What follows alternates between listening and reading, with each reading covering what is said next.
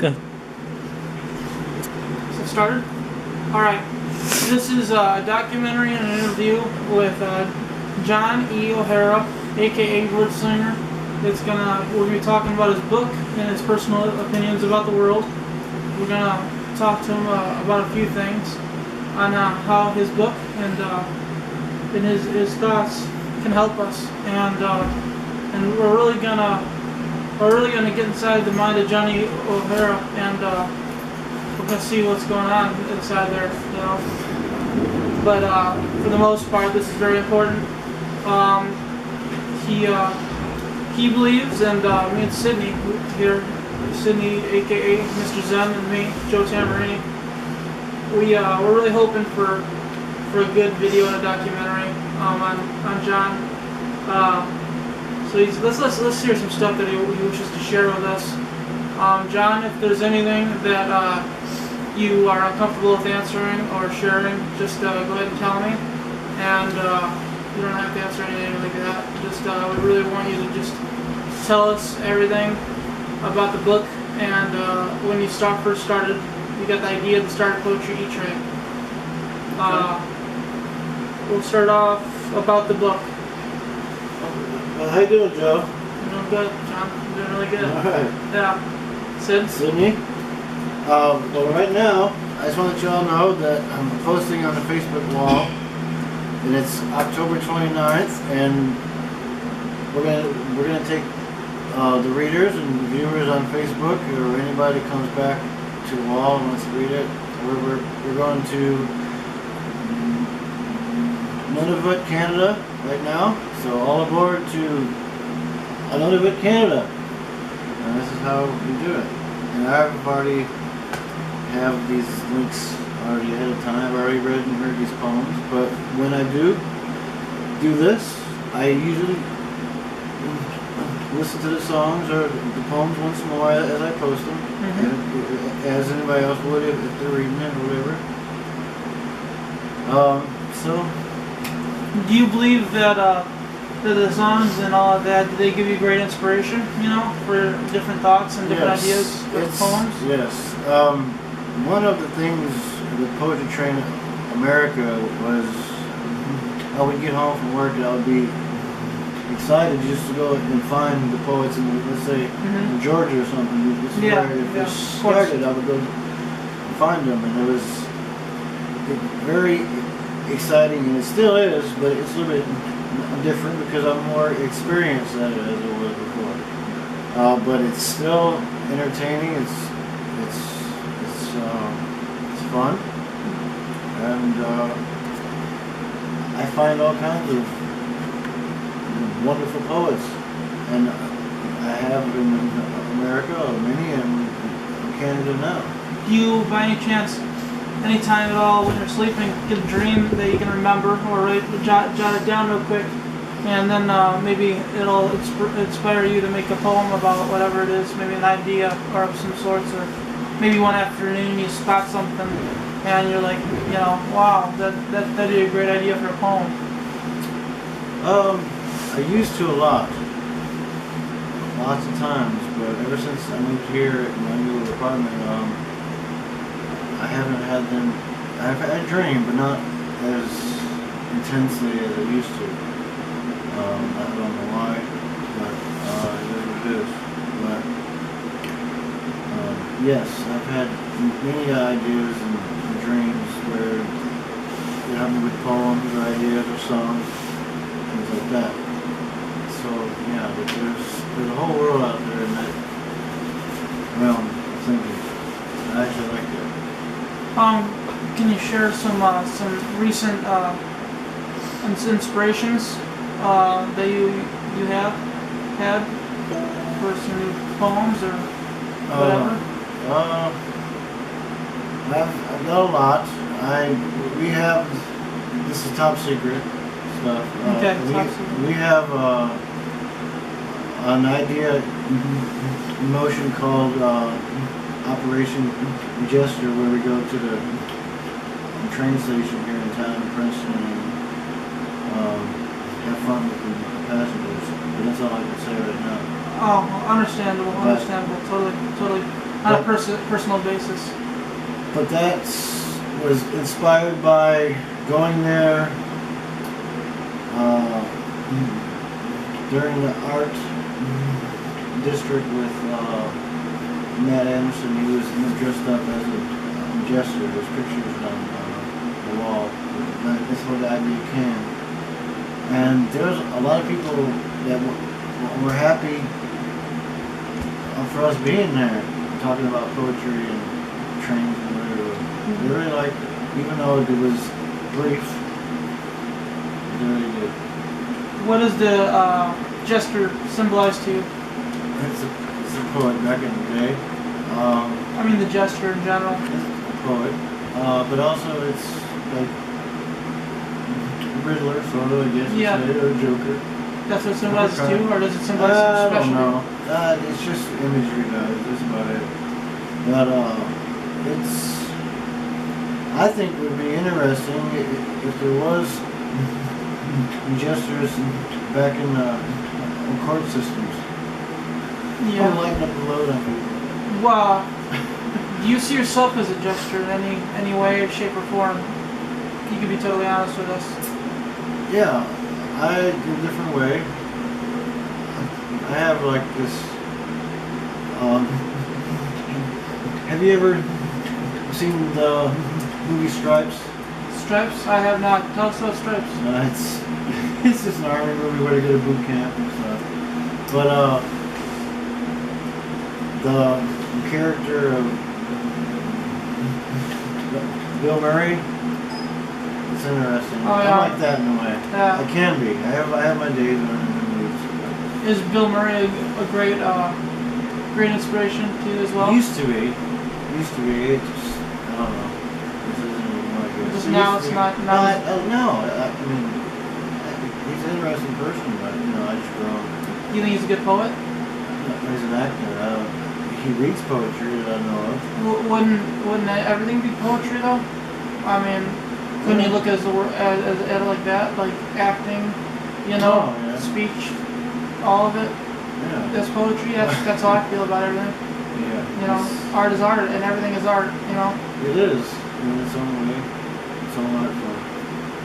What particularly poetry do you like? What kind do you like to write about?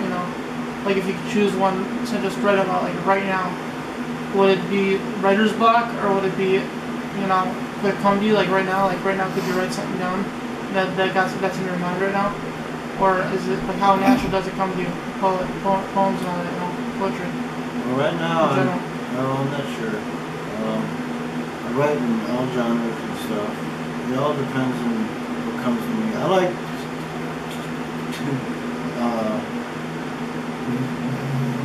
to go into different worlds and realms that ain't been touched before.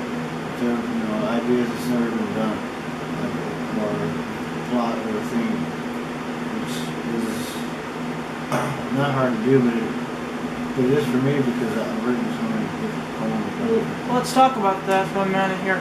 About different realms and different things you can tap into. Like, what kind of stuff do you mean? Like animals talking and like the flowers singing, stuff like that. Stuff like Jimi Hendrix, Well, Zeppelin-ish kind of. Animals always amaze me. Always have and always will. I have an animal training on YouTube, which I'm going through the dictionary in alphabetical order. They're in order. Yeah. And finding animals and things like that, and to organize like that. But I'm only in C right now. So that's inspires me a lot, and it's very important too. Animals are important in this world, and Because they're innocent, or is it just because? it's just because they're alive and they're beautiful. Yeah, exactly. But it's now how I look at it now is a little different because not in a bad way. It's just that I don't like the fact that the animals have no places to go anymore. They're dying off, being killed off. Like the wolves now, they're getting hunted down in America and Canada. Well, Legal now, things like that. It's like, but I don't know. I'm not an expert on things like that. well, you know, you're known all over for your books and your writer abilities and talent. What is your personal animal that you feel that you're common to? Horse, a wolf, and a hyena are my favorite. I like apes too. Which do you believe is your spiritual animal? Do you think that it's more than one, or do you think that it's, Right? you know? It has to be more than one because of my personality. Or whatever. Well, Because I write though. But I would say a horse though. yeah? Like, Is that why, do you like to keep, because I see around your room and all that, I see a lot of horses. on my Get journal. that, get the horses You got a sitting. journal. No, I mean like, view the horses around the room. Well, it's, There's a horse right there, and then there's another here. horse. I'll Can show you you. show us your horses? I'll show you something real quick. Here, come here. One It's second. alright. It's alright, Joey. I'll grab him.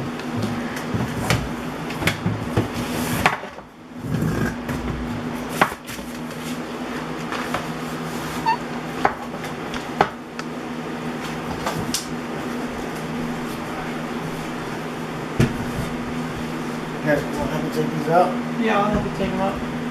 And these horses here, beautiful statues. Can we get a look at that too? How it is? I got him in Franklin, Kentucky.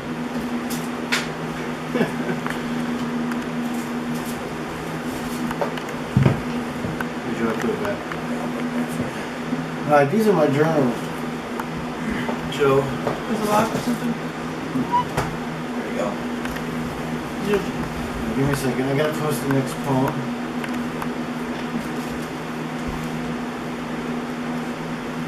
We're posting poems in Canada on the Facebook wall.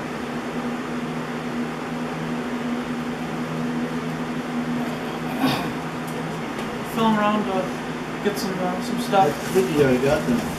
These are journals that have not been filled in yet. And these are our gift, our Christmas gift from a good poet friend of mine. Where's the poet from? Here in Bureau County, Illinois. Oh yeah. Her name is Madeline. Oh yeah. Yeah. I'm common with Madeline. Alright. This is American literature. This is what got this poetry trend started. By Alfonso G. Newcomer.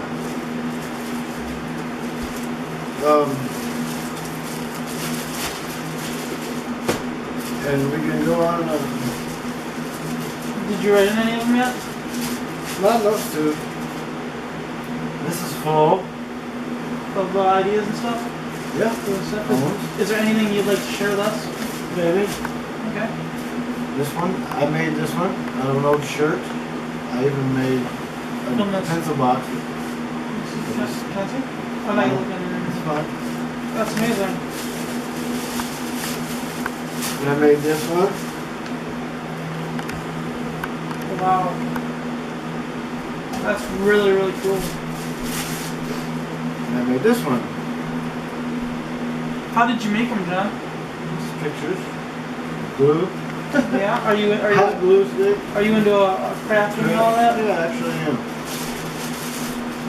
Costumes and stuff. Sydney, control the camera. More poems. Only got a few more. Did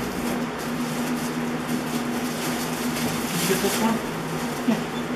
How much does that get and everything? Yeah. Here's another one. It's zoomed up towards YouTube, so you can see all the books and stuff you guys are holding. And there's another one.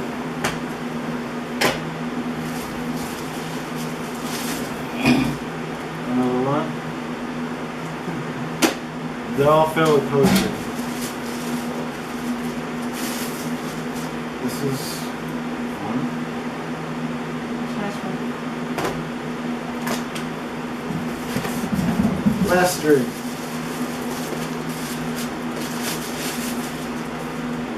This one. Oh, and I got this one I'm working on now.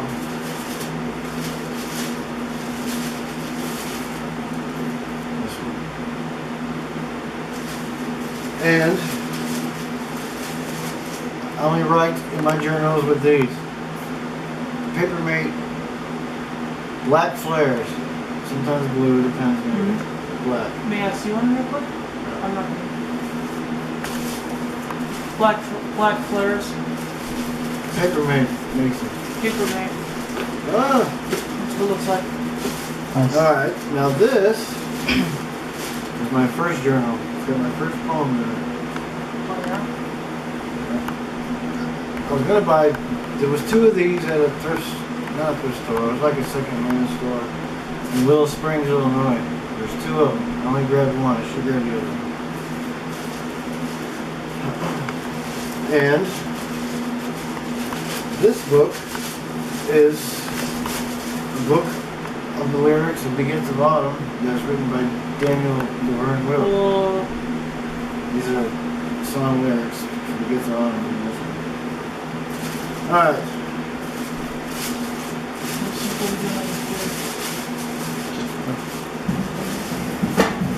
Alright.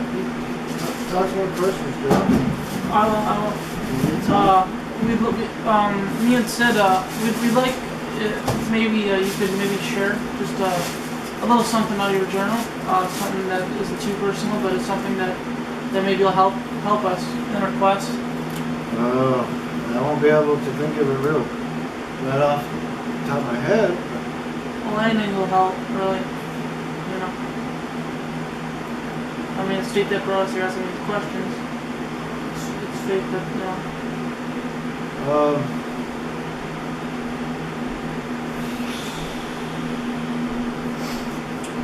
Alright.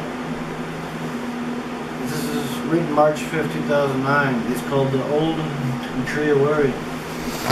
I believe, from the result of my words, my choices, I'm deceived. I have to change what I've learned, conceive new voice. Worry is like a tree, branches Are you getting of this? negativity, and not on our own lives. I will let this persist to be. I will call on God and His company to come to me, because it's free. By this prayer, method, my past sins, and my missions and commissions will lose its whole forgetting those things which are behind. Reaching those things which are before. Press toward the mark of the prize. This is going to be a glorious life. Cultivating positive work more and more, and I believe, and I believe, and I believe. Thank you, John. It's about thinking positive. Beautiful, beautiful poem. Even when you worry. And I have been told I worry too much. Huh. But I've been dealing with that. Hey, stop pausing for a second. I can't pause. You can't? Alright. Zoom in on John. Okay. You'll be able to edit this, right, later? Maybe. Any extra time or not? Yeah, you can edit it. Just gotta mess with the software. Okay. As a writer, every writer has a battle with writer's block every now and again. That's true. Okay. But as a writer, is it hard for you guys to battle cabin fever? Well, I'll tell you what, it's an interesting question because I might have had that before without even knowing about it, but I really don't have that problem. Not that I'm aware of. I do like to be able to have time when I have a good idea going or a poem. I don't like to be rushed. I don't like to be pushed by life. I like to be able to be comfortable and write about it. Now, that's what I call being blocked from writing. Is when life pushes you back where you can't get anything done. But you make notes and you do the best you can, but I think it was John Lennon said, if you have an idea or you're writing a song, jump on it fully and don't do nothing else till it's finished. And I believe that because when you lose its life while it's there breathing, I've lost probably about 5 poems because I wasn't able to get to a piece of paper or to record fast enough. Oh. And I forgot by the time I moved down like that. No. Or lines, you know, and things like that. But today, going back to your question, today there's so much to work with. Go to the library and read it on anything. There's so much to write about. And there's, I don't know like if it's the right term or not, but just read other people's work. Damn sure. Well, it depends what you read though.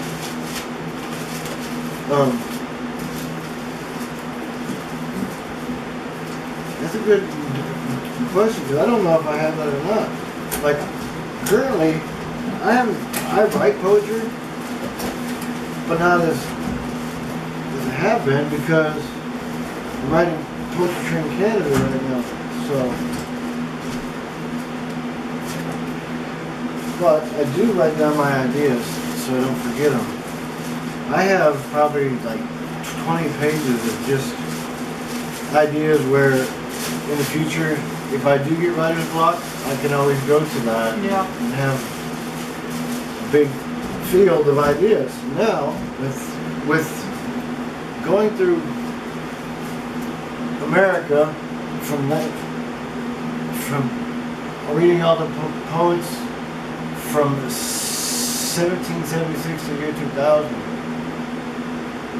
from reading all their work and all the railroad history, all the people behind the scenes or in the scenes, I have acres and acres of ideas planted in my mind. And every once in a while, an idea will sprout out. Take a look at it? Yeah. By the way, yes. This is a leather-bound Poetry Train America made as a gift from Martin Pug. John E. Wordslinger. Poetry Train America. Poetry Train America, guys. Joe Tamburini. Great guitar player. Thank you very much.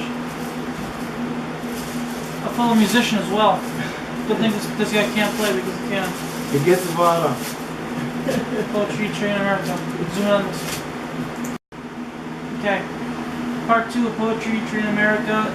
Inside the mind of John E. Wordslinger, aka the genius. John, thank you very much for having us. This book, what got you what inspired you to write the book? I mean, what was your first idea? I mean, was it just thinking about the world, or? No, it's a combination of things. It's a combination of this book here,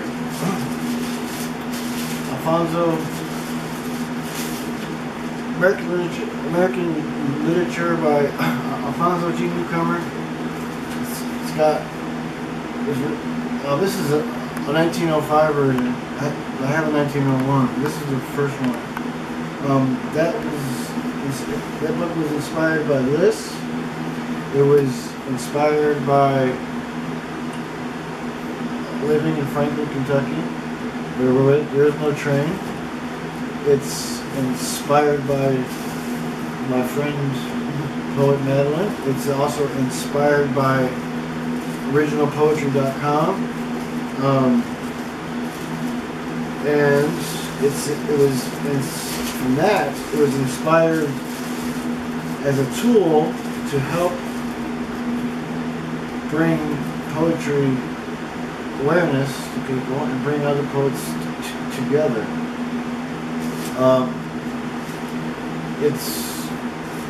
The idea came to me of thinking of all the problems that was on the original poetry train, originalpoetry.com. Came to me as a solution to fix the site. make people happy. And it would have. And it is. Working. A lot more than people think it is.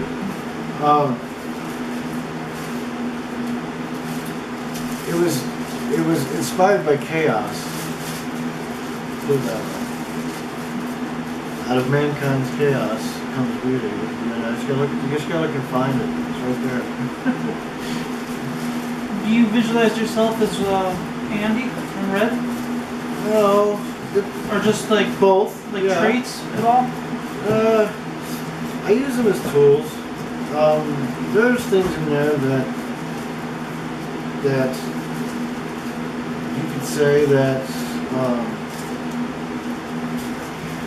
is me, I guess, but not really. What kind of? Can you give us an example? Like, is it you would like remarks or like character? You know, personality. It depends, because there's so much, and it's really there isn't actually one person in there that's all me. They're all me in a way, but it's also taking me out of myself, where I can become somebody else. But it's more than that. It's even though it's sort of impossible, but it's like looking at the world through someone else's soul. Try to, and a lot of things that happens in that book, in the book of Training Canada. It's really cool. Is that it seems like it's all meant to be. As you go and you go through the journey, it all just comes together. You just got to put it together because it's so scattered. It's all a mess. The internet's a mess. The journey is in this book, right? And everyone's so scattered. And one of the awesome things about this, if you really pay attention, it braids poetry and the railroads, life, past, present, and future together. It braids them together. It also brings unknown poets to being known. It also brings, there's a lot of poets that are known that are not known. Exactly. Well, everybody's a poet in their own way. And I can go on and on about that, but it might not be fully shown in public wise, but I get emails all the time how they love what I'm doing, but it's different everywhere. Everybody has different opinions and look at it differently.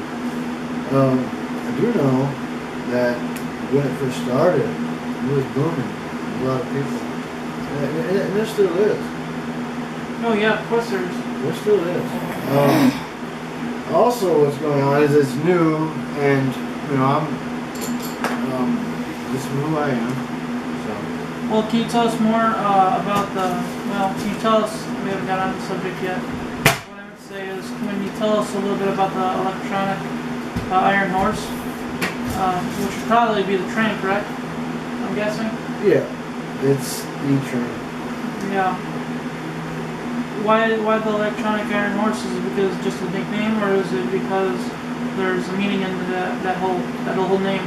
Of course, there's got to be meaning of some sort to make that draw towards you. What's funny was in the 1800s and early 1900s is that the Iron Horse was and is the steam train, but it's also a Harley Davidson. Yeah. Well, of course, yeah, but there's Iron Horse. It can be a lot of things. People can call a tractor an Iron Horse. Anything that you ride, That's you can true. call an Iron Horse. That's true. I remember my mom, after she read a lot of this, she told me that like it was supposed to be set in an earlier time, but they were on cell phones, and that was a thing. You gotta read the book in order to get that and those quotes read himself. Is that correct, or is that not correct? Do you not remember writing anything like that in there? Well, yeah. There is a big scene towards the end. It's in the California chapter, I believe, about a cell phone. But it's mostly when you talk about gadgets like that. I mostly talk about e-readers and things like that. E-readers and e-books, that kind of stuff. Which is fine, because we live in a different world, which I don't have this book available in ebook yet. Now I want to for a while, because I believe in hands-on availability. They're actually two different things, but they're one together. You got your hands on that book, you see what I'm saying? Yeah. And it isn't even a year old yet. No, I hear you there. But as time gets older, it's going to be, that book's going to be cool, for anybody to find it. Oh yeah, of course. You're like, wow, that's 100 years ago. Yeah. Oh yeah, yeah. What about Clayton State University? What do you think about that? Is that based off of a real college? Yes. Yeah? I don't know too much about all the universities, except they're charging too much money and there's no jobs for people. Is that included in the book? But it's an education is an education. Huh? Is that included in the book? Talking about that? Or later on in the book, or earlier in the book? Sort of. About the prices of college, yeah. And everything, probably. And there's little things about that in there. Can you show us one of your favorite parts in the book? Alright. One of your favorite parts? I know everything's your favorite part, but I mean, one of your favorite parts that got you, that you just love looking at, Well, there's a lot of cool memories in this. I like the California chapter rips, period. I like it when they go to the poetry slam in the Old West. Oh yeah? The bar? Yeah, yeah. The saloon, right? Yeah. And they have a poetry fest. Slam there. Why don't you read that to us? Recite some of that to us. I'm gonna find it. Because I don't know exactly what page it's on, but that's why. There is a lot of people that want this indexed. Yeah. And that's going to be an additional 236 pages. Oh. It's already 670 pages now. And it's costing me $100 to do it in 1 It might, but you know what? It's going to pay off. It really is towards the end. I know. I just got to earn the money. Sorry, I'm tired, Joe. Long day, Rufus. It's no problem. This isn't over. This is going to be a little while before this documentary is over. We're going to get rid of what I just said. But, or is that possible? You're going to be able to get rid of that? What I just said, Sydney? If I know how to. What? If I know how to. You'll find out how to because all right. That poetry slam is in New Mexico, and it's with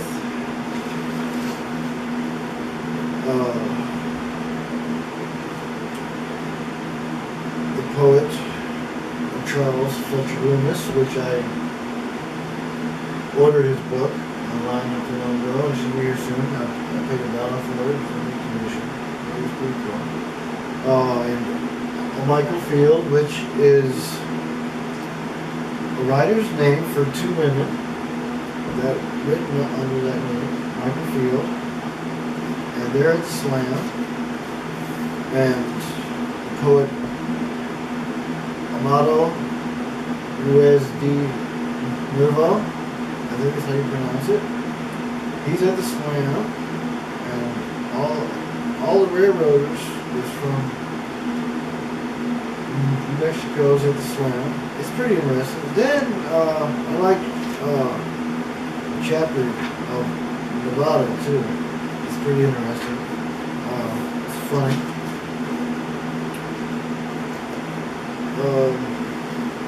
You want me to read something? Yeah, I want you to read that part they were telling us about.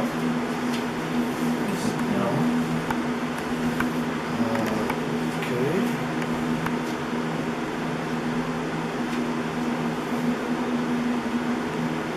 I don't know where to start, really, but I'll try. Anywhere in that area.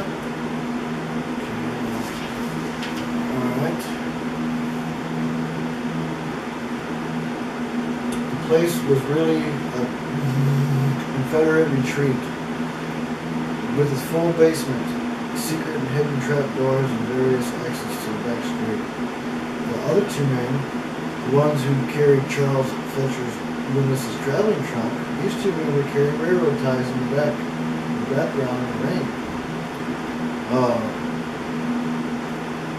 And there was a lot of people there in town for the return celebration, and they didn't like the railroad. There were pamphlets of the March of the Flag, a speech by Albert J. Beveridge, and Unguarded Gates and other poems by Thomas Bailey Aldrich from the railroad. Flag of the free's heart, hope and home, my angel's hand to glory given. My stars have lit the broken dome, and all their youths were born in heaven. Forever wave the standard sheet, where breathes the toe that called before us, with freedom's soil beneath our feet, and freedom's banner streaming over us. Men from the Santa Fe Railway, Stallhouse, walked up into Big Casino. Men of William Marstow, W.B. Strong, president of the adjacent to Big and Santa Fe Railroad. General William Jackson Palmer's men were already there. He was co-founder of the Denver and Rio Grande Railroad. The words of Strong was, anyone interfering with this work is liable to stop a bullet between the eyes. Those words had Palmer's men in anger. Strong had the Royal Gorge into the Rio Grande on his mind. Strong hired Patrick's crew, so Patrick followed Strong's sons, who were there by Strong's orders, along with the other men in the casino. And Strong, was right behind her. Palmer was in the hotel with some of his elite scouts known as Anderson Troop from the war. They talked him into building hotels, so Palmer wasn't worried about it anymore. This didn't happen before this. This is what I know to read. He was also doing what he was paid to do, and that was to spy for Jimmy New Orleans. Andy motioned for John to follow him into Big Casino. The New Mexico and Southern Railroad Company, the New Mexican Railroad Company, and the adjutant to Big and Santa Fe Railway Company were all in the Big Casino. Eventually, everyone in town made it to the slam. Even the optimistic Eddie brothers of El Paso and Northeastern Railroad was there. Catherine Braley and Edith Cooper was about to let the world know that they were Michael Field, and Charles Fletcher Loomis was about to make the day. The Native American poet and was John Roland Ridge, a.k.a. Yellowbird, came out of nowhere and took the stage. Andy was happy to see him again. The man walked from behind Andy and asked him, "You like me here, don't you?" That man was Anton Docher, a defender of the Indians, a close friend of Charles Fletcher Loomis. And he replied, "Yes, maybe. You might like to compare it," Anton said. "Maybe, but I think the Rock Island Railroad will get that right," replied Andy. "Well, if you do, tell the man J.A. Street in Tucumcari I recommend you," said Andy. And Andy woke up upset and thought they were about to make a connection with the world through poetry. And John Roland Ridge, which sure was him. And Andy loved Charles Fletcher Loomis with his uniqueness. Furthermore, Anton Docher, peacemaker Andy thought, and Catherine Bailey E.S. Cooper sure did have some spunk. And Andy got all ready for the day quick because they were having the Harvey House special again. Anyway, it goes on. Let me stop right there. I want to ask you. I want you to tell us about the main characters in each individual one in this story. Okay. Can you do that for us? Sure. Okay. Which one do you want to know? Any of them to start off at the base, the first one to the you know how they meet, and just tell us the stories of each one. Well, there is.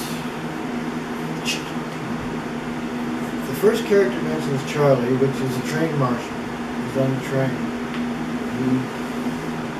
He's a train marshal, and he is there on the whole journey with them.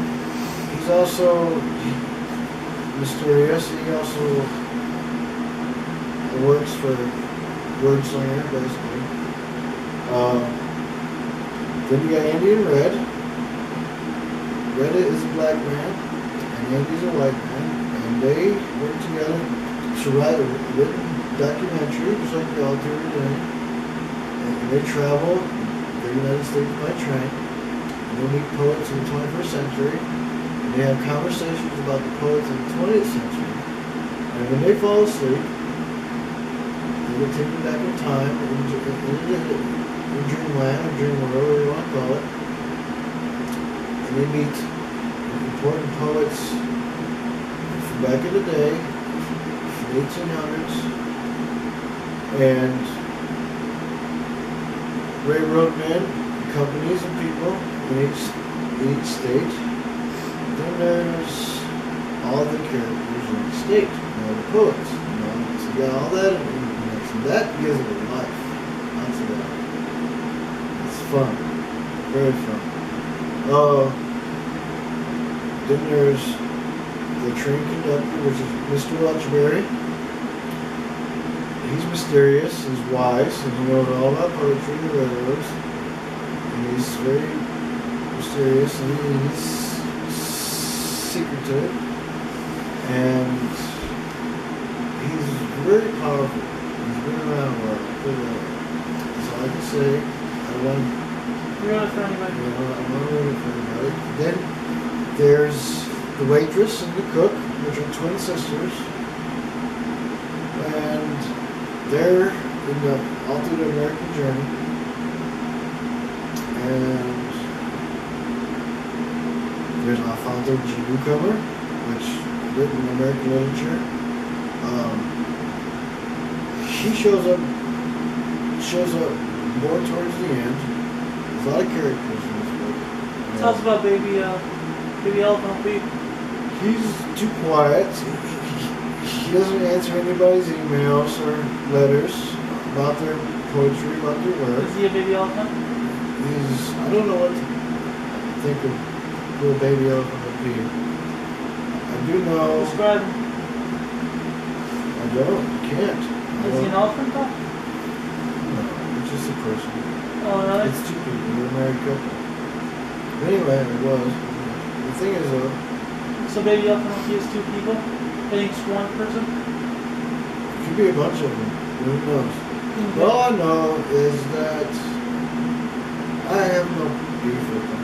I just think it's a bunch of bullshit how you can just throw up a website and call yourself originalpoetry.com or anything, and you have these contests and you don't back it up. At least you don't even try to back it up.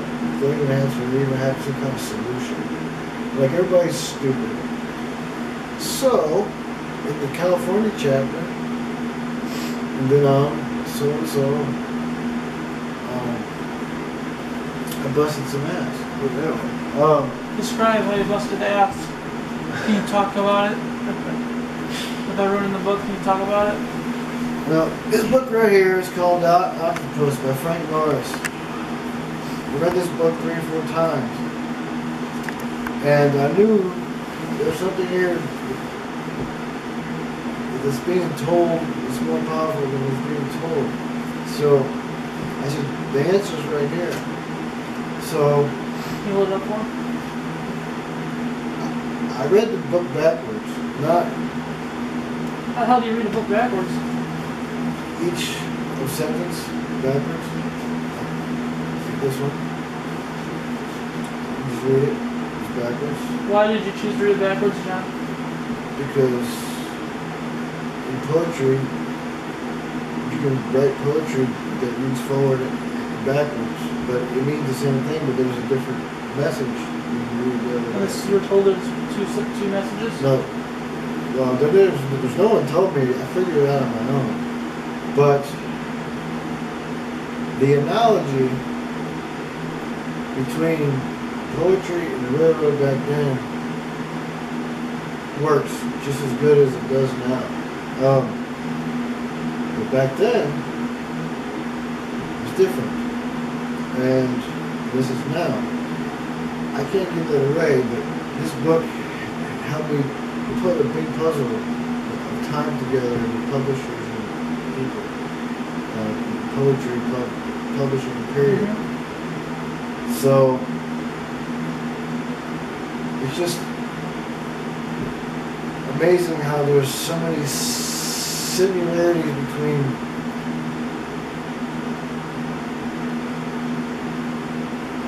railroads, publishers, trains, poets. That's what you're at? Yeah.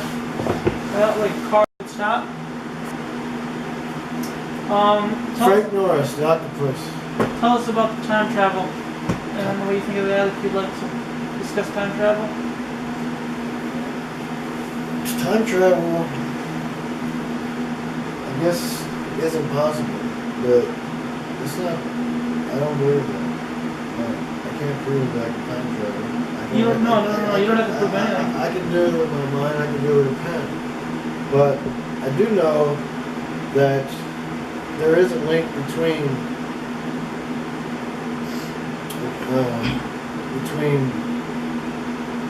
video footage like this. This is October 29th at 9:08 p.m.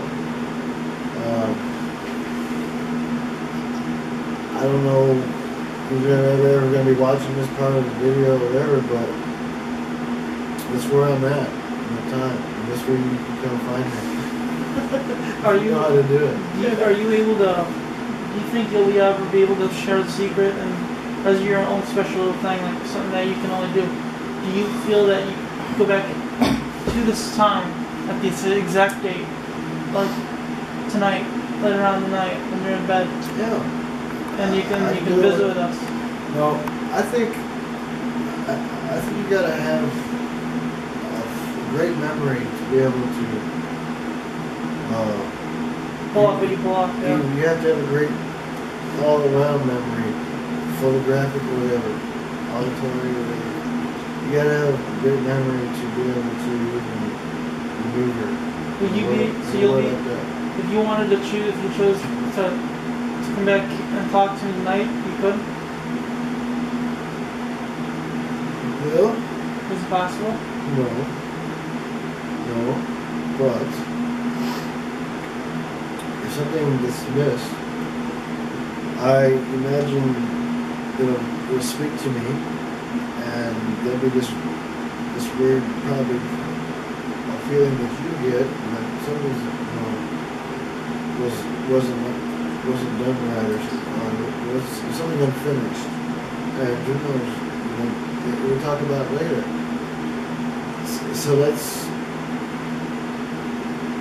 something that's very powerful that goes into our connection, I think. I think what's amazing on this whole journey and things like that is that there's synchronicity. Like things that just happen, like they're meant to be. It fits together. It fits like a glove. It happens a lot, and too often, and that's part's really cool. Like it's meant to be. Like it just thrives. It just vibrates. It's just amazing. It really is. Does that book have anything to do with the time travel gift you have been given? Well, Blessed with? well, You can answer that question, but if you choose not to, I respect that. yeah, It's just the more you tell us about the time travel, the more we can help understand well, and help others understand. Well, it's all mental. It's just in our heads. It can be done through our heads. It's hard to say. It's all imagination with reality, no kind of reality. As an example, what I'm talking about, it's all done with writing and using your imagination. I was told also about one of your gifts. Is it right if I talk about that with you? Yeah, I'm gonna finish this. Okay. There was one time me and my ex-brother-in-law found a letter in a cave before rock quarry, and it was written about 8 years before we found it, and it was a rape letter, and it was very interesting. And so we found it and we gave it to the police. And they found that person's car at the bottom of the rock quarry after that. But if that person didn't write that, nobody would know about that person, or that car, or that time, or that horrible thing that she did. But that was her message into the future. That was her help. And we found it. It was us, and if we didn't find it, it was probably still sitting there to this day. Well. So that's why I believe in availability. You gotta have something powerful and available, and if you have that, then you can do a lot of things. Is there any way I ask you now about that gift that I've been told that you have? What's that? Sure. Your psychic gift, the gift that is true that people have. People have that gift. And I was told you were able to, that you have that you possess that gift. Do you wish to talk about that, or do you think that it'll bring it down at all? No, it's fine. I don't know what it is, really. It's just, it's like common sense in high gear. What do you pick up on me and Sydney's spirit, as far as, as far as, what we're thinking, how we feel, what we're like, what can you pick up on that? I think that you two are doing a lot of good things in your life. I've had a great childhood, but also rough. I also got a little ugly for a while, but the thing is, though, I think you guys are going to have a great future if you just keep doing what you're doing, learn, and just keep moving forward. You guys will have a good life. And that's what I sense. And you guys are awesome young men. You have obviously positive goals and ideas to even what you're doing now. I think it's beautiful. Now, if everyone else, there's a lot of positive young people, and there's not. It's not. It all comes to parenting. But going back to your question is that you guys, I think you're going to have an awesome life. You guys are going to have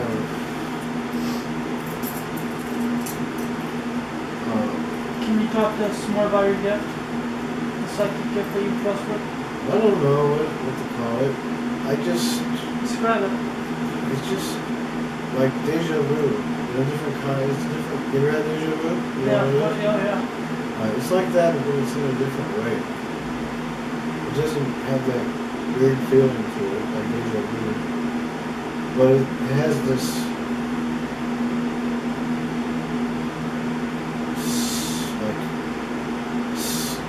slingshot information, imagery. It just goes forward or backwards.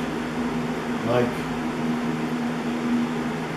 I think it goes hand in hand with all your senses. They all work good. Your hearing works good. Your eyes, because you can read body language and tell more about a person than you can by the way they're talking to you. Things like that. So all the factors are into play. Also, it comes down just to instinct. One of the things that I've learned is always listen to your gut. Like if you have an important choice to make, don't listen to your brain or your stomach. I mean, your brain or your heart or whatever. You listen to your gut, and it's usually right. So, I guess you would say it's a gut response. But it also comes down to protection, because you don't want to associate yourself with negativity, because it marks you in different ways you can't see, it marks you in ways you can't. And it is just, I think it's just common sense in high gear. Yeah. In protection mode, because you don't want to be hemmed up with the wrong person or a car accident in jail or some stupid shit. So you gotta be very careful who you associate with. You gotta be very careful what you say. But that's amazing, because when it comes to that, I feel that people are more attachable and more open to negativity than positive things. Like, I can write a bunch of cool things that are positive, but then nobody wants to read it because it doesn't have violence in it or something crazy. Yeah, or drugs or whatever. Yeah, or sex or whatever. So, like, if you have that and they're reading it and they like that, you know. Anyway, going back to what I'm saying is that I think that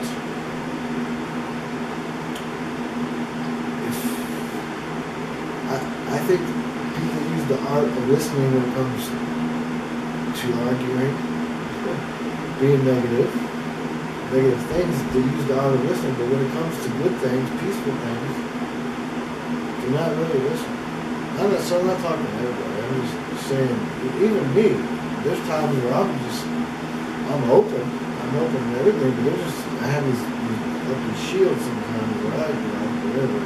I just block it out because it all depends on your mood too. What happens? So it's very interesting, Cody. I have 2 follow-up questions. Okay.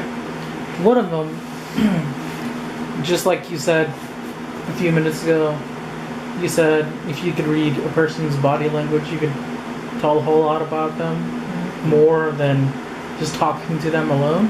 Yeah. So, in your opinion, do you believe you have a formula to figure out who's good and bad?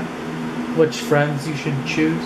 Yeah, well, Oh, yeah. yes, actually, I learned this formula in 2003, is that you don't judge people, but you do it in a way because you have to, because it only takes 5 minutes for a person to ruin your life.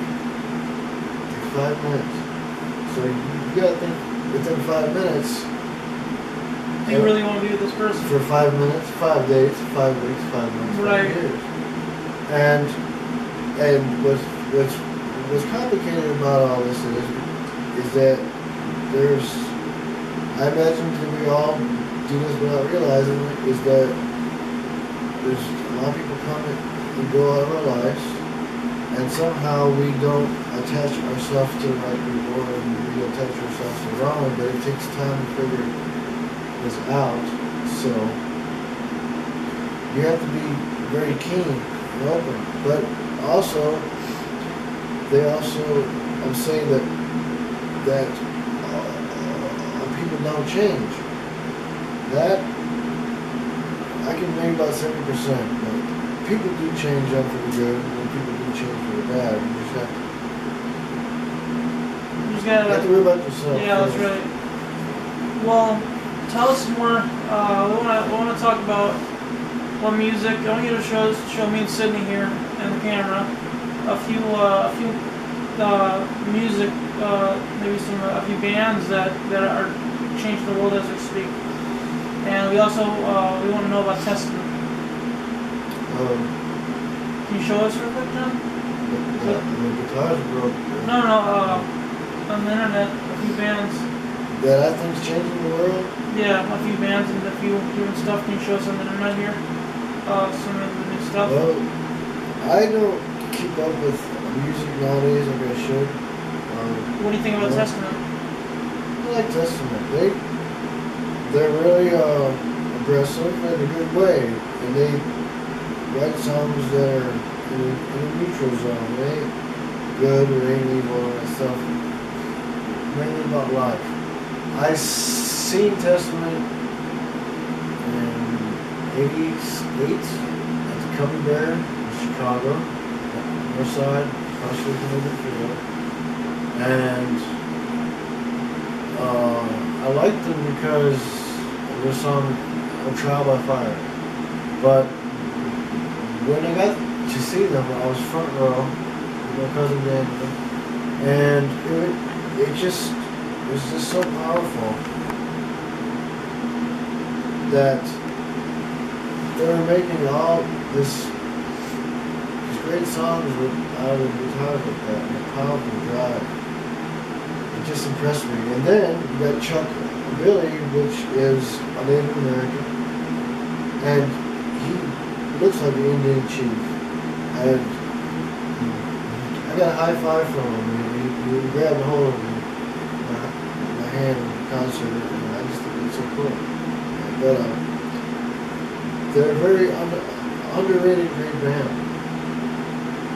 So, fun episode.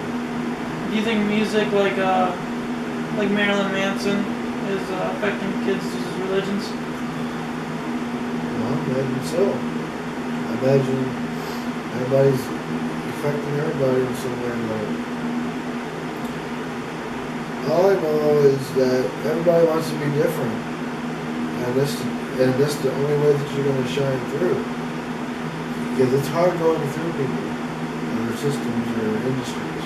Because, like, if I'm not sexy, I'm just not getting in.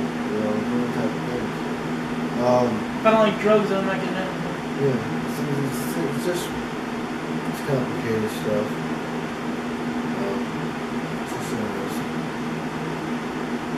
That goes back to, having to protect yourself. So, who's in your life and who's not.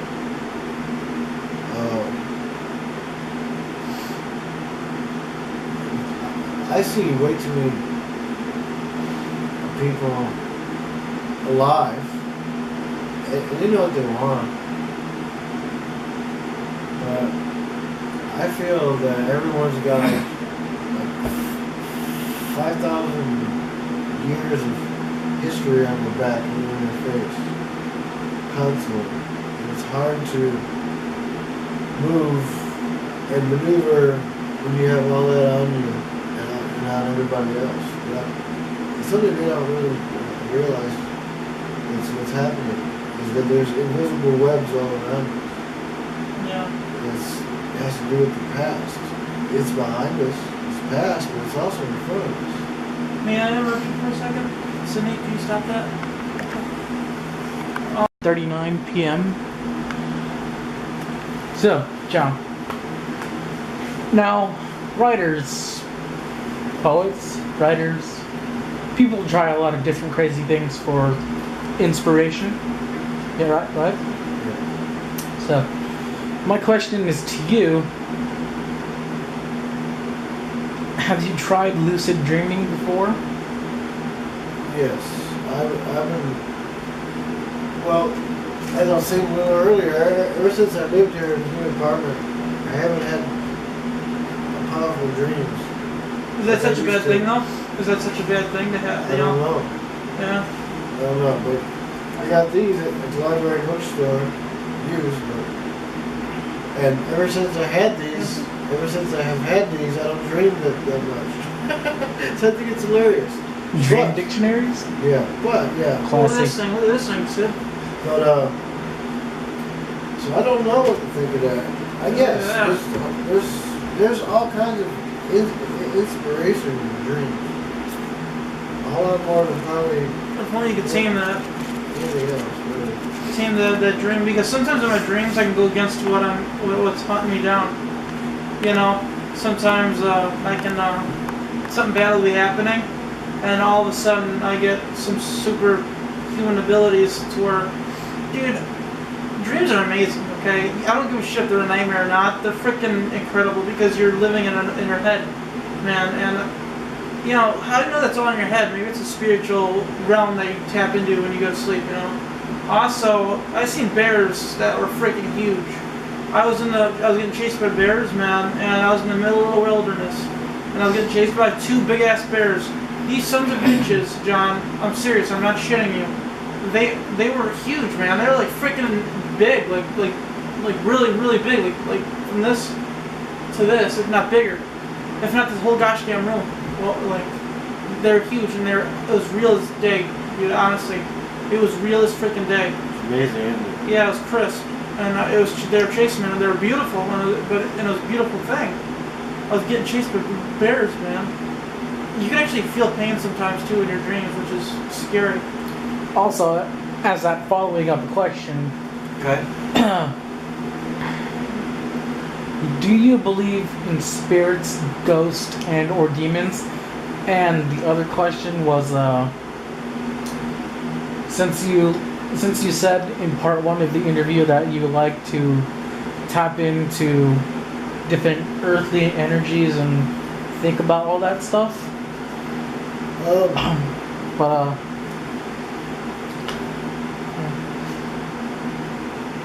what do you believe is waiting for us on the other side? So that's 3 questions. I think I'm nice and hard, John. The first one, well, the spirits and angels, demons, and like that, of course. I believe in that. I also believe in other things. Yeah, it's a very powerful world that we live in. I think, just like anything else, is if you dwell in it too much, you can get the best of it. Yeah, I'm straight. Or anything. There's good and bad, but one of the things that I want to mention that we're on that subject is that I also believe that there's a realm of pranksters. They go around and they prank people when they're alive on purpose. And it would be cool not to go on a ghost hunt or a prankster hunt and set them up. That would be fun. So, Kind of like scare the shit out of them? not the ghost, the prankster. Like trap them. You gotta be very smart, intelligent. Are you talking to me like scare tactics? Well, it's almost like ghost hunting, but a different kind. Oh, like scare the ghost hunters? No, not the humans, the spirits. They trap them somehow. Oh, dude, that's shit you don't mess with, you know? Yeah. I think it's, I don't know. No, I'm talking about the pranksters. There's a difference between, I think there's a difference. Between ghosts and pranksters? Yeah. Ghost wants to be left alone, but the prankster wants to make your life happy. I hear you there. It's just a very interesting thing that I noticed.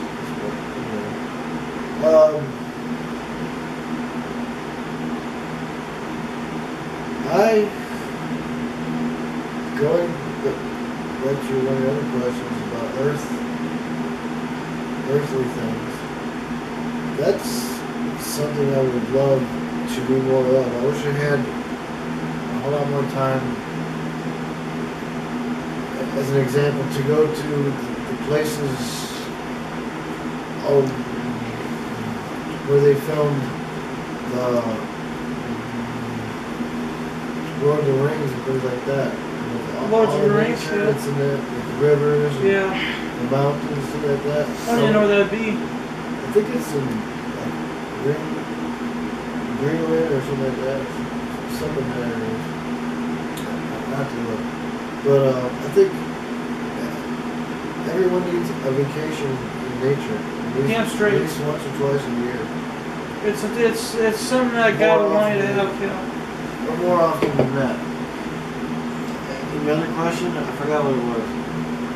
Give us more questions, Sidney. I think you covered those three in like the two answers. So Okay. the other question, this is for Joey too. So both of you answer if you can. What do you guys think of the advancing medical technology and technology itself? Do you believe, in turn, if it can grow too powerful, that it will backfire on us? Oh, of course. Yeah. Anything can. Yeah, that's true. That's true. I think they're screwing around too much as it is. I believe that I've read this though, so it's how I know this. I believe that the trick of the future with healthcare and health is not taking disease and curing it. It's preventing them before they happen is the trick. So I think that's going to be more in the technology. But then it comes down to money. If you don't have any money, you're not getting fixed. I mean, you might be in debt for so it's very interesting. But I think I know where you're getting at, and I think you might be right, and it can happen.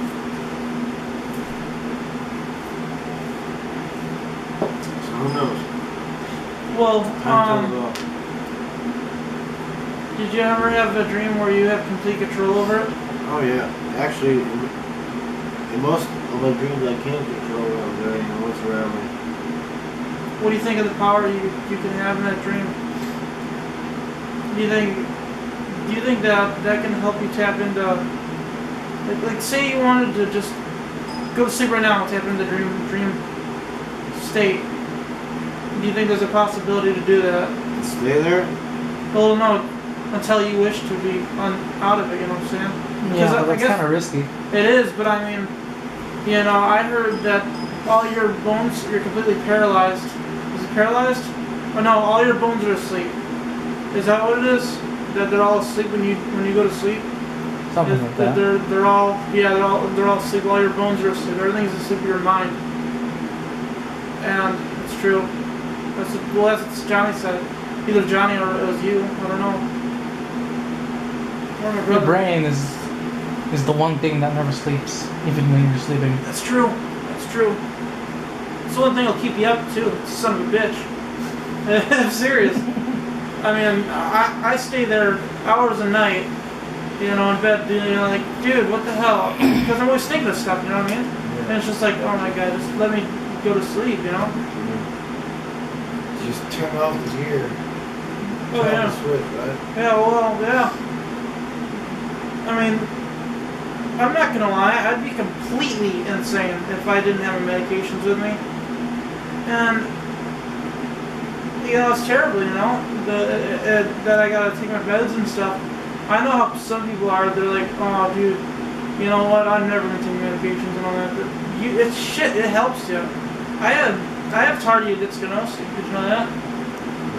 I do, I have it, but I took medications at a young age and I don't have it now, it's kind of like my schizophrenia, like, if I stopped taking pills, I'd start getting really, really bad schizophrenic. And sometimes I think, because when I hold my hand out like this, or whatever, or my foot or whatever, I can kind of feel doing that. Sometimes, or sometimes you're just holding it straight, and you're like, feel like that, like on your index finger. And I think that's part of it. The tardive dyskinesia, just a little bit of it coming through the meds. But I'm not sure. Maybe it's not. Maybe it's completely shut off. How the hell do I know, you know? I worry it affects down there. I do. Because I had erectile dysfunction before because I was on new meds. And I worried that it permanently affected it somehow. Now, it works fine down there, I'm not going to lie. But what I'm trying to say, oh shit. this is on camera, isn't it? Oh, damn to hell. Okay. Are you serious? It's fine. Okay. Just an adult thing. You're gonna have to delete some of the shit, Sydney. Please, man. Yeah, whatever. I'll put it in bloopers. Please, Sydney, please delete some of this stuff. Oh, gosh. Yeah, stop the camera for a minute. We'll restart it. We'll restart Oh, come on. Let's continue. Like, This is video gold. I'm chilling.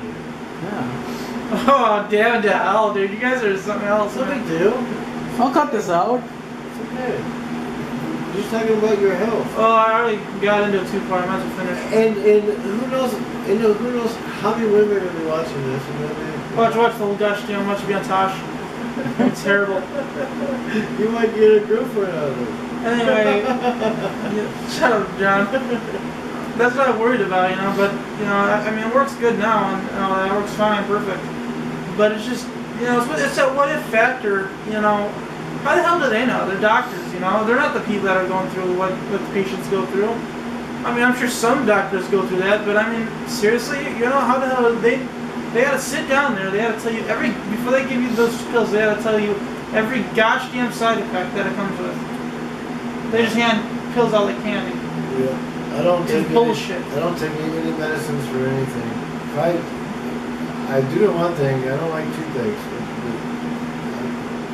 You gotta have ibuprofen around. Well, this pill's like I used to take aspirin a lot. the last time I went with him for side effect questioning, the doctor, I asked him, and he said, "Go on the computer, look it up yourself." It's like, asshole, I'm paying you to do this shit. What the hell are you white-haired bastard? You know? He looks like a gosh damn puff on his head. The son of a bitch in Hindu. Yeah. And it's just, he's like, look up on the computer. You know? It's like, what the hell, dude? We're paying serious shit for you to give me my pills. I want to know what the hell the side effects are. You dick. You know? And it's weird. It's like he doesn't want anybody looking at his mom. Like, he has a picture up in the background of his daughter. She's hot. And he has a picture up of her and his wife. And I'm like, oh, is that your family? He's like, yeah. And then he just changes the subject. He doesn't even talk about it. Aiming for another young man? Aiming for another Shut up, young man. one, man? You know me, What the hell's wrong with you?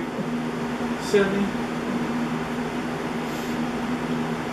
But as far as your opinions go on that, man, as far as this is your documentary, and we're grateful for you to take your time out and answer these questions, because I'm sure a lot of it's personal. We wanna do one. We want you to take us somewhere special to me and Sydney. We want to go on a trip with you. We want you to take us somewhere special to where you somewhere that you think that will help this documentary, will help explain more questioning. Do you think you can do that for us? Of course. Sure. Well, where would it be? You know, like, I mean... We go to the train station. Okay, the train station? We go to the library. Alright, we'll make a day of it. Alright, so when do you want to do it? Also, I'll let you all in on the Operation Gesture when it comes. Okay. So, You done with that? Yeah. so you guys can be there for all We the gotta look like a meetings. gesture? We gotta look like a gesture? Yeah, if you want to. Yeah, I'll look like a gesture. Or you guys can be the ones that can film it maybe. Yeah, you know, that would be a great opportunity to feature more of, you know, John's life and the way he expresses things. And other people to be around and stuff too. Well, when are you free? Well, I'll know more about this stuff. It's not a big thing, a project. It's got to work slow. We got to put the word out and gather stuff. It just takes a little time.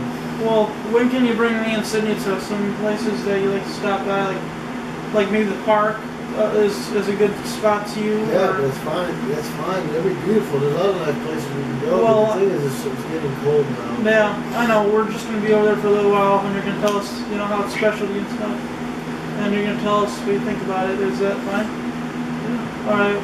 What are some places right off the bat that you'd like to?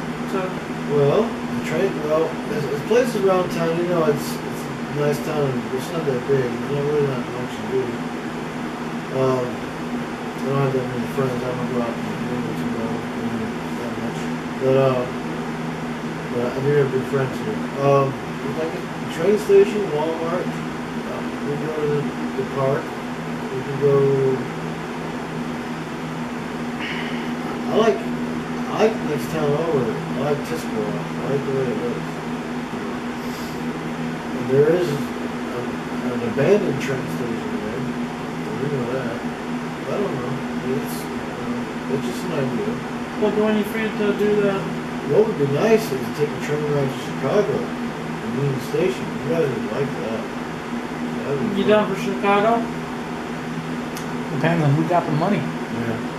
How much is it? How much is the trip out there? It's really cheap. It's like $20-something round trip if you order like a month in advance. Huh. It might be cheaper than that. Amtrak. I see. Well, how much would we need? You know. To have fun, all of us together. Yeah. And pay for the tickets.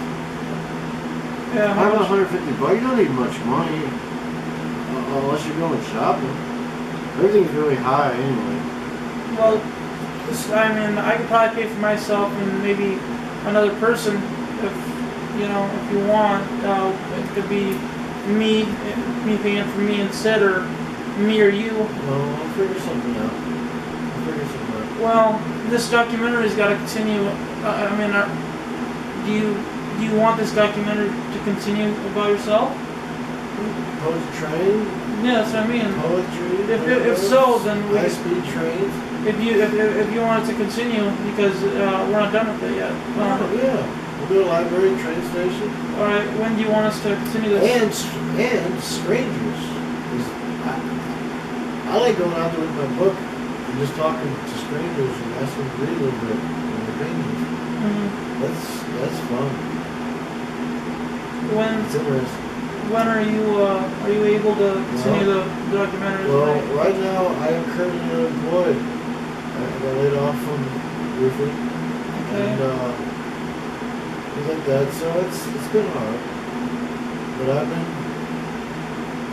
been talking earlier, off the interview camera, that if you can take a $5 bill and hold it tight enough and squeeze, it'll start bleeding. That's just a figure of speech. Hold on to your money and spend it well. Okay. Now, we all know writers and poets. One second. Can you stop the camera real quick and then remake it, and this will be part 6? Recording. It's still recording. I don't know. How's the camera? I can't pause. Can you make it stop and then make another part? Whenever you do it, do this, okay? Alright. It's going? Yeah. Alright. John, here with Johnny Wordslinger and the documentary that made out the book. John, from last interview that we were doing with you, tell us more about Baby Elephant LP and how he, how your goals and how it's going to affect today's world, and the youth of today. Well, it's already affecting what's going on. The Baby Elephant LP is a metaphor for a private corporation that doesn't know exactly what's going on in the old world of publishing and what's now and what can be done in publishing. It was a metaphor derived from a reading a thinker. His name is Alex F. Osborne, in conversations with an Iowan accountant that works for Ford. I asked him, how do you bring down a corporation? He said, just like an elephant, one leg at a time.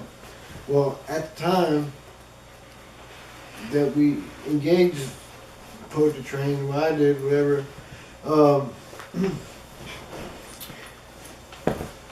I didn't know what originalpoetry.com was, but I just used it as a metaphor, as an elephant. That's what it really was. as a metaphor, but as I went and learned and things about things, I come to find out that he's just a baby or she's just a baby, because anybody that's grown and knows what responsibility is of people, tradition, history, integrity, I can go on and on and on. If they don't have that, then as far as I'm concerned, they're an infant. You don't just turn your back on 40,000 people plus on the internet, or even on the street, or anywhere in your community. So he's a baby. On uneducated, unconcerned, and inconsiderate, and I can go on and on. But I'm not. But that's where that comes in. Now, how that can change the world? Well, all I can say is that not one person can change the world. With an idea, well, it's fine. But it takes time, it takes a lot. One of the driving forces in writing Poetry Train America was the youth. Because I never had an idea that it's so easy to just pop up a website on the internet and then you know, I can do this and I can do this because I'm paying for this and I'm paying for that. But that's not how it goes. It's a lifetime commitment if you're gonna even do something like that. In Poetry Train America, it builds up so many different stories, but there is in the chapter of California how all that gets changed around. I think I mentioned that some of that in the last interview. Yeah. But it comes down with the answer was Frank Norris's book, The Octopus. But that's what the answer was. This has already been going on now for over 2.5 years, going on 3 maybe. And other poets that are known and unknown are finding on the train. But what, as I said, one of my main drives was the youth. And the youth are finding on the train on their own. And they're posting on the site, they're making videos for it. So it's all working out. Now, I finally got the book in the right hands. A lot of right hands, like Jennifer Benka from poets.org, and Adam from winningwriters.com, and Ray LaHood, he's the Secretary of State of the Department of Transportation of the United States.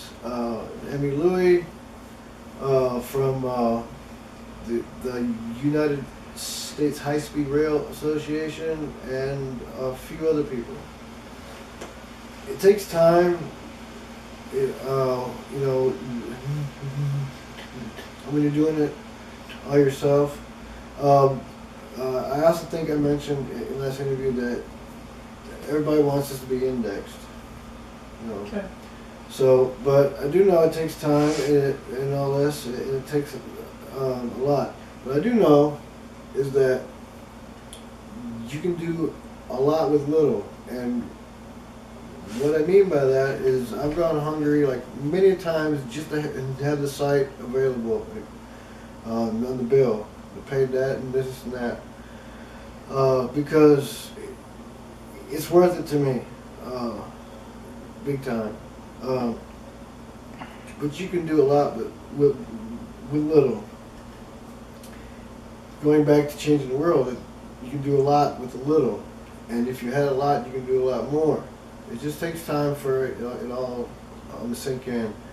The sad thing is that poets and publishers and railroaders of my age or older are have their own life and stuff, and they have their own way of doing things already. So it's not going to happen that fast because everybody's like stuck in their life, and the past is pounding on them on their backs, and so is the future in the front. So, but if everybody would just stop what they're doing and focused on what's in the book and things like that, what can be done, it would be a whole lot easier and things like that. But also, it also comes down onto the web page. It's not even anywhere near the way I want it. But that goes back to the art of listening. But the thing is, though, it'll happen one of these days. But it's all in the book too, how I want it. So in the future, I imagine it'll be taken care of sooner or later. This part on page 329 on Rhode Island in the book. I'm curious to when it says about the boy, the young little boy, and by the river, and he's everywhere around him. He was playing, and there's turtles and everything. Did that boy, by any chance, did you see yourself as when you were at a young age, as him? Did you have anything? Yes, I did. To do with you, or? Yeah, that important time expanding a paragraph of an explosion to me is yes. I was having a conversation with these men, and I asked them out of the blue. I said, "I got a question. Do any of you know of any railroad stories or old poetry stories or old poet stories?" And a couple of them said, "No, not really," and walked away. But one goes, "Yeah, I got one. And I told him what I was doing. He said, "Well, I'll tell you. I'll tell you the story, but I don't want any credit and stuff." But he's in the book as an acknowledgement, but I don't know his name to put in there. But he told me the story about his grandfather, his great-grandfather. I mean, his grandfather, it was about his great-grandfather, but it come to find out to be true. So it's actually a little true story. Yeah. So that's pretty powerful. Well, I don't know exactly the dates, but it was a pond next to a railroad, and his great-grandfather used to play there, and he used to play with the turtles there, and he had a bunch of them, and he told his son that when he gets older that it's all going to slowly disappear, and by the time he has grandkids, it'll be gone. On the pond in the creek there.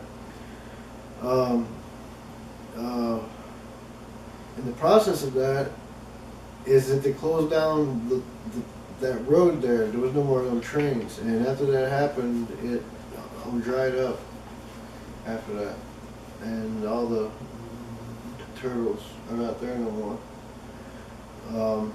Unfortunately, back in the day, they loved the vibrations off of the road there, and a lot of them got smashed on the tracks, but nobody liked it. You know, the vibration of the railroad. Yeah. So, but there's a moral story to that, and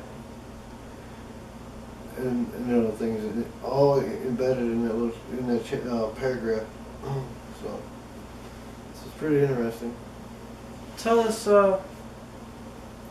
more about the effect the book is going to have on the youth. Well, there is many There's so many people in this book with wisdom. It's unbelievable. And all I can say is that the journey of braided poetry in the railroad and poetry in the railroad of history, it braided it.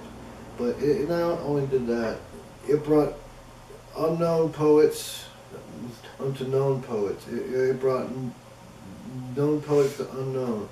Professional, amateur, badass, not so good. There's a lot of poets, vice versa, would not have heard of each other if it wasn't for the poetry train, or even in the history of the railroads. I wouldn't have known of any of these, over 80% of these poets. I wouldn't have known any who they were at all, or their work, if I didn't even start this journey. It's amazing, John. Tell me, I remember in the last interview I had with you, you said that each character in this book, you seen yourself as him as you're writing the book. The character, Mr. Welchberry, tell me about his story and how you relate to him. Well, he's probably the only one I don't relate to, and the women that's on the train. But I'll bring them to life the best I can. Mr. Welchberry is a character that was not planned at all. He just appeared. He took over, sort of. But he appeared as the train's conductor, and I had to give him a name. And I don't really remember exactly how I come up with the name Mr. Wordslinger, but I believe it was some kind of sight I seen. It had to do with farms, things like that, and I just put the two and two together for some reason.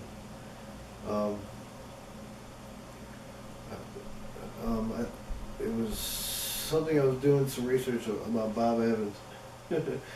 But he is a powerful character. I can't say too much about him because he's one of the main ones in poetry. He isn't really a main one in Poetry America till the end. He pops up here and there, and he leaves clues to stuff. He's very wise, and he knows all about all the railroads, past, present, and future. And he loves poetry, and he loves all the poets, and past, present, and future too. He starts to shake, rattle, and roll in one of the ending chapters called The Seance. And it brings out his full character there, basically. I got a question for you. For many poets out there, is there poems, like literal poems from poets in this book? Yes. Can you show us what page would that be? They're in the back. There's poems in here of other poets in the chapters, but they're not full poems. They're just brief. Also, with knowing that this book, anyone could take this book and sit there on a computer and search every one of these people that are mentioned, and it brings it out to life more. So these poems that are mentioned in this book, if you put them together, yeah, they're amazing. It reminds me of something. Excuse me. Towards the end, there's more poems that are recited from Yes, poets, like yourself. No, I don't have any poems in here. Well, I do, but they're mixed in here. The poems at the end of the book are railroad and train poems of poets I've known prior. Let me see. Prior to the book. Other ones are poets that I found along the way that I liked them in their poem, and I would ask them if it's okay if I put their poem in the book, as long as I bought them a copy of Poetry Train America. Okay. And that's what I've done. And you met them along the way of. On the journey online. Yeah. I'm almost done with that list, but everyone that has a poem in here has a book, except for one person right now. But I'm working it out. How did the poems come into play on the book? Which was? Like whatever, like say for example, one of the poets you met online. Well, how would their poems be introduced into the book? Would it just be randomly just in there? No, they're all at the end with and they're all just singular. Like there's a section at the back of the book that has poems by poets in the book, and that is chapter 62, page 637. Poems by various poets. In there you got Charles H. Craig, of G.R. Grover, hold on.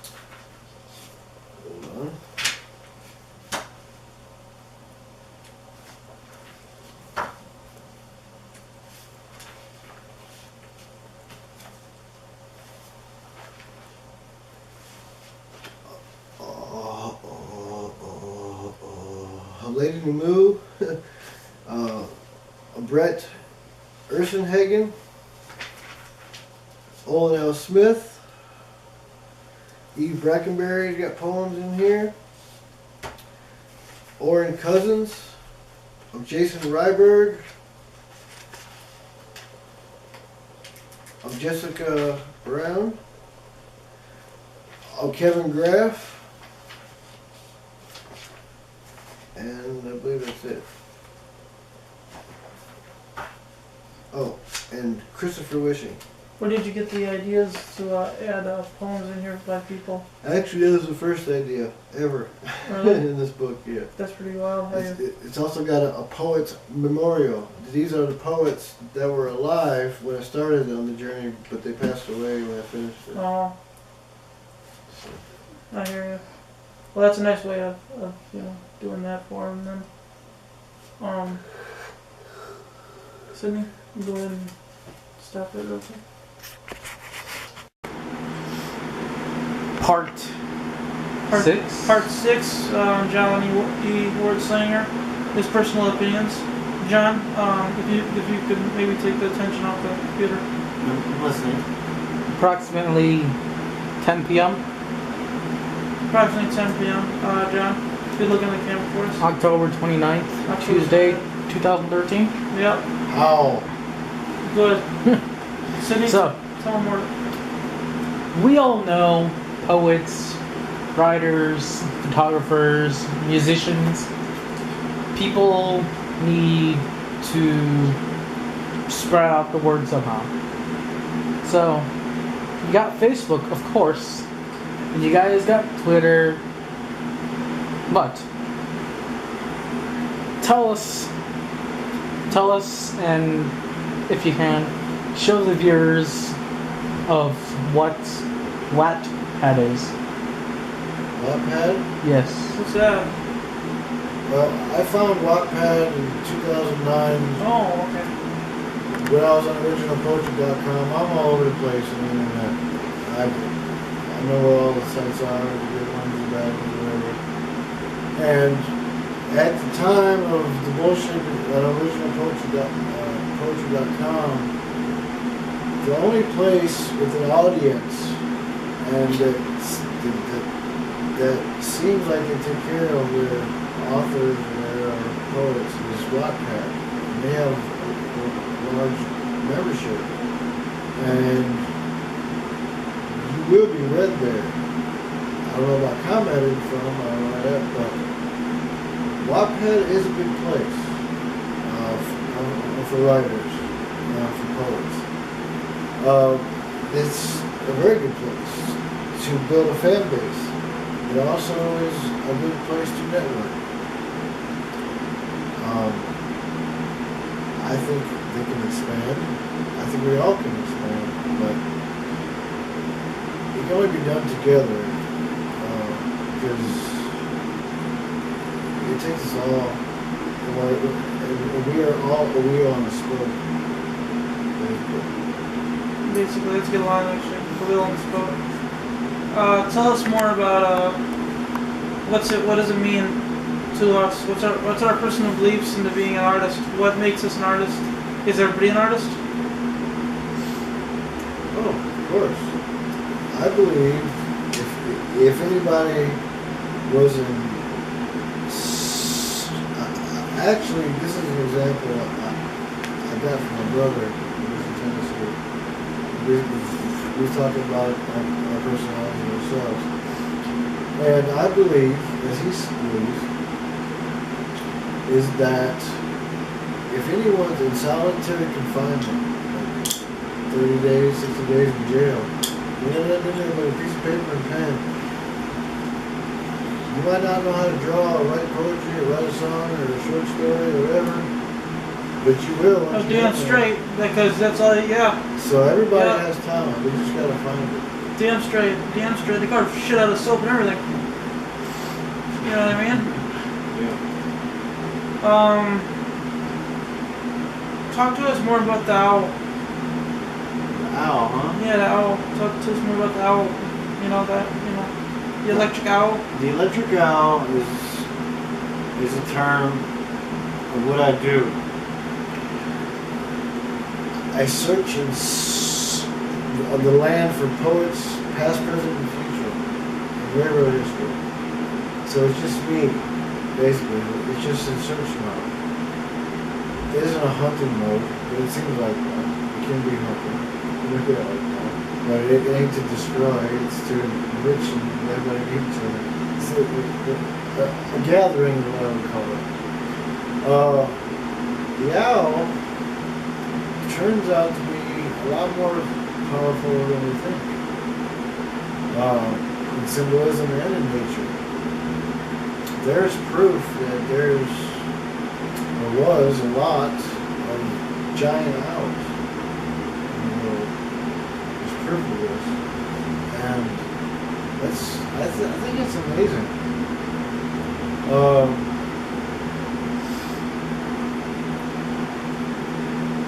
Also, what I think, going back to talking about earlier about synchronicity, is during the time I went in Poetry in America, the owls, the white snowy owl migrated from Canada all around the United States during when I went in Poetry in America. It didn't happen before. It happened during. And I've already thought about using the owl as a character and a symbol in the book anyway. And then all this came about. And I got a newspaper clipping here that one showed up in January, like about 20 minutes from here on the road, and that's the closest one. I would love to see a white snowy owl in real life. Like that one as a pet. And the owl is a lot. And it also means a lot in different cultures, different places, different tribes. There's this a myth that they're evil. That's not true. Just certain tribes think they are. So.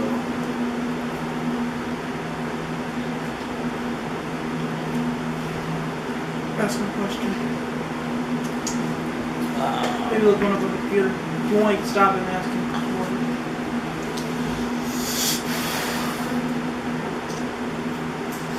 What made you decide to become a poet and writer?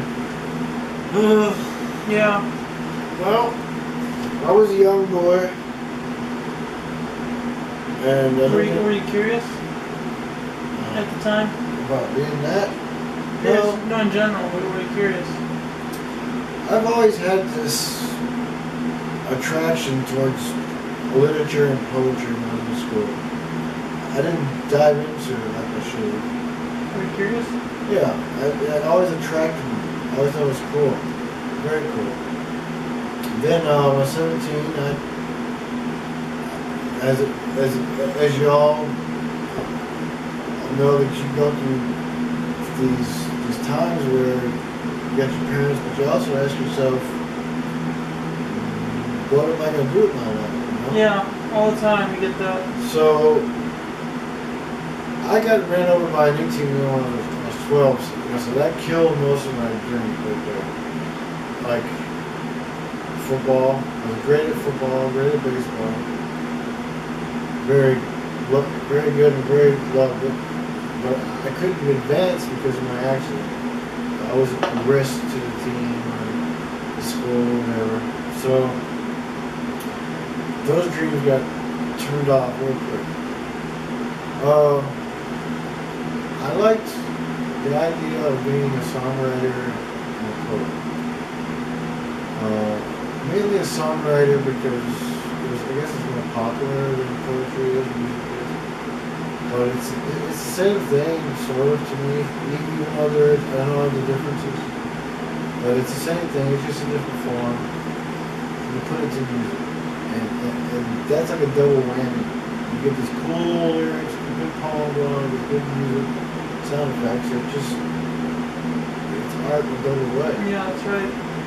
Then some. Now the art of recording engineering is a whole different ballgame. That's an interesting ballgame. I asked myself. Actually, I lived in Valparaiso, Indiana, at the time. When I thought that overnight every day, and I decided that I'm just going to learn. I'm going to learn how to play music. I'm going to learn how to read music, sheet music. Learn how to write, learn how to become a good writer and musician, and to learn everything.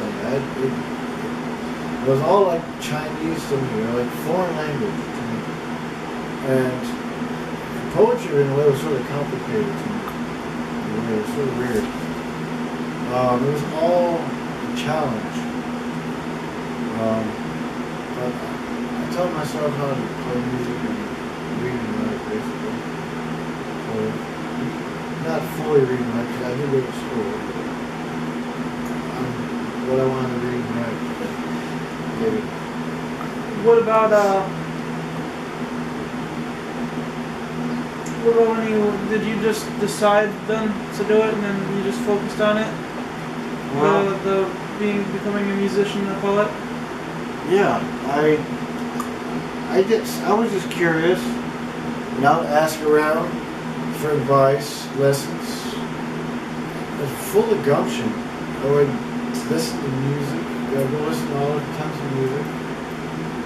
That's what I posted on the wall last night. You gotta learn all, listen to all, read all, so you can apply all. But always keep in mind that you can't please all. What do you think of Ionian mode? I like them all. Scales are interesting. I learned scales like crazy. Probably every freaking scale there is. I know them in the back of my brain. I can play them in my eyes closed. But there's music theories and big thing. You have to know all that to get into music theory. But I mainly use all that for exercising to warm up. I had a hard time at first learning how to play music, and it was very complicated for me. But I stuck it out and just endurance, and I kept doing it. time I had a little bit of money, so I didn't have to really work at the time. But I invested 3 years, nearly 3 years, night and day, from daylight to dark, and then some, into learning how to write poetry and lyrics, and learn how to read and write music. And night and day, I crammed it, all different styles of music and stuff in my head, stuff like that. Crammed it. Because I knew I only had a short time before I had to grow up, and I had to get it all this down in my head so I would know it. So it's one of the best things I've done too. Wait. Yeah. Tell us about your life in Seattle. Life in Seattle? Or where was it? Where? Seattle. No, your life when you're on the streets. No, it was Chicago. It wasn't that bad. That was in Seattle? No, Seattle. I lived in Springfield, Tennessee. I had to change my life quickly. Wasn't going to get anywhere. There is a lot to that. I can keep going on. I'm not going to. But I do know it's one of the best choices I ever did was to leave Springfield, Tennessee behind, or Nashville behind in my life. To move forward.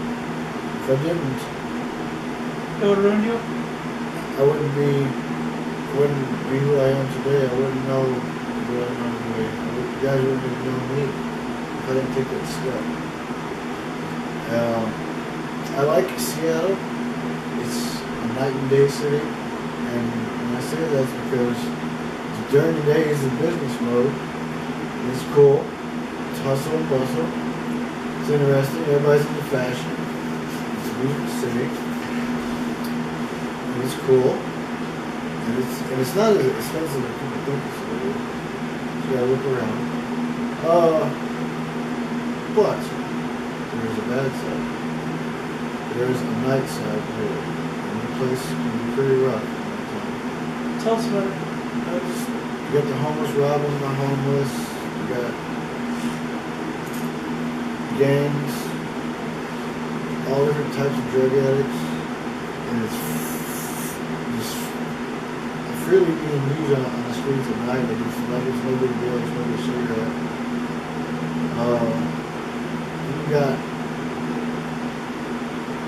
there's bad cops and good cops.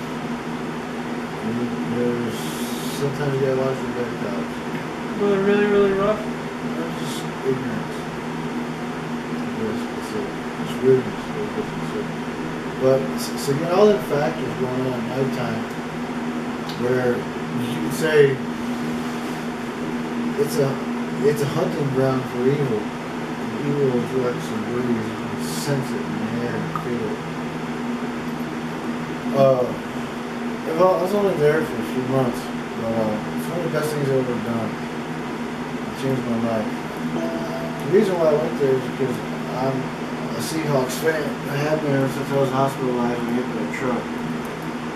But I always wanted to go there, and I did. It's pretty interesting. It's one of the best things I've ever done. John, as a writer and a person, I know everybody has at least one time in their life, that the world turned their back on them. How did you deal with that?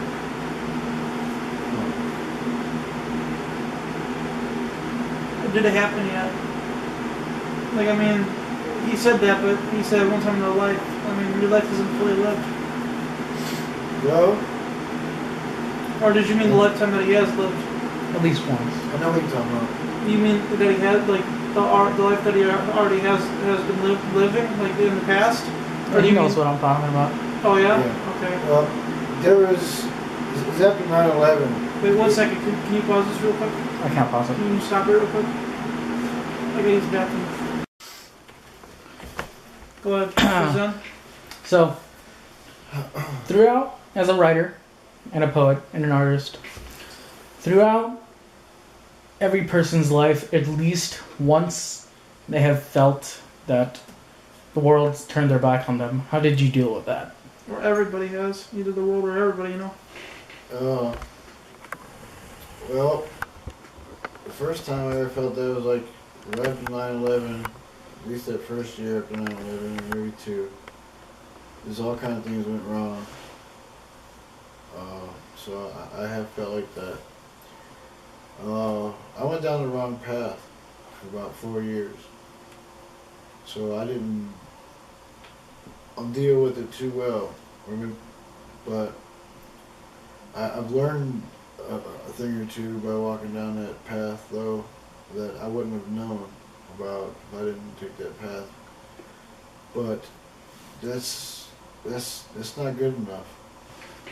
That's no excuse, whatever, or anything. But the thing is, though, it's very easy to go down the wrong path for anyone, especially when your whole world that you give into your family, your friends, whatever, your business, the people you love, and they turn on you, turn your back, it isn't a good feeling. And how you really deal with that is really hard for anyone. Oh yeah. But the way to deal with it, I would say, from experience, is to take each day as you can as a gift, as a present, and find new friends, even though if it takes forever or you don't ever find anything like that.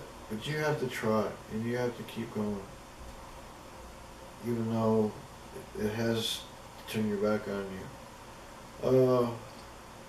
I think everybody feels like that in its own way, and they really shouldn't. I shouldn't even have to feel like that. All I gotta do is just talk to people, and things usually work out for the best if you talk in a different way. So, find positive people to be around, and do the things you love to do.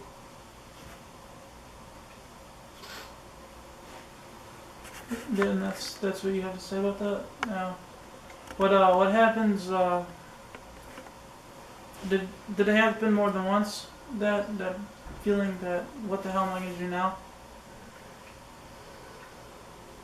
Well, the first time was the worst, but the rest of it, no, because I've put in God first in my life, sort of. And ever since I changed my life, going on that wrong path, things have been going good. It ain't not perfect, nothing is, but it's a whole lot better than that 4 years that was going on the wrong road. So, How do you feel about your life now? Do you feel it's a lot better than ever? Better than ever? it's all a gift. It's a lot better. Peacefully and mentally, wisdomly, yes. How about physically? I feel fine. I'm just tired from hard work all the time. But that's about it, I guess. What do you feel about after you're you're older and all that, and you can't roof anymore? I'm always gonna roof, Joey. All I gotta do is be brought up there in a wheelchair, take me out, and give me the hammer, and pow, pow, pow. Yeah, I don't know. It's a weird thing. It depends on the person. It depends on the body. It depends how you take care of yourself. I've met men in their 70s that's up there roofing right now. Really? Every day. And they're strong and they feel healthy. And that's 70. I'm 43. I mean, think about that. That's 30 more years down the road. And you keep doing that and you're still doing it. Do you think smoking is going to take a toll on your roofing Oh, physical health? it's taking its toll on your period. So, just gotta quit. Anybody should quit. It's hard to do though. I've done it before, but that's one of them. So. Yeah, I imagine it does. What's your favorite film that you've ever seen that you can relate to? My favorite film. Well, that's a good one, Joe. I would have to say One that you can relate to. the one they can relate One to. you can relate to. Oh, well. I'm a Doctor Who guy. Doctor number 5 is Tom Baker. I love that episode. There's nothing like those episodes. Sci-fi episodes? Yeah, well, Doctor Who. But Tom Baker, he's the one with the hat and the scarf. Sydney can relate. Haven't you seen that one? No? Damn. Never watched a single Doctor Who in my life. Me neither. But those are like short films, you know. Did you ever watch any anime? I like the old animation, but from the That's what I mean. like old Transformers, things like that. Yeah? Classic. What do you think about the, this is a good one. What did you think about how the world progressed into animatronics? Like, I mean, it came from the Zeppelin days to where, you know, there's Dio, and it's all old-fashioned Zeppelin-looking kind of stuff. Like, for example, Stairway to Heaven, and all the D&D look, but not the electronic looks like nowadays, such as World of Warcraft, and all those other shows where it's all electronically. And if you've seen Skyrim, you'd know what I was talking about. Did you ever see Skyrim before? So I don't know. Well, you know, like the video games now where it's all interactive and Yeah. it's, you know what I mean? And Yeah. all that look. It kind of took away the old charm of the original animation. Do you think that that's going to take a lot of the world? Do you think the world's going to change a lot in that kind of way? And do you think that it's dead? The old look is going to wear out soon when all the people. You know, that's possible because things change, but they also stay the same. I believe that things hit in cycles. I don't know how often these cycles run, but I believe every 100 years, if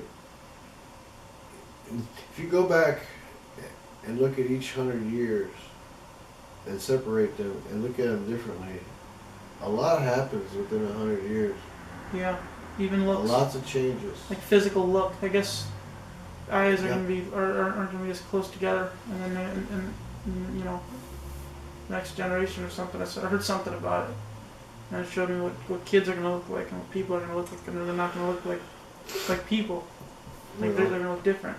It's possible with all the crap going on and the things we put in our bodies and things in the air.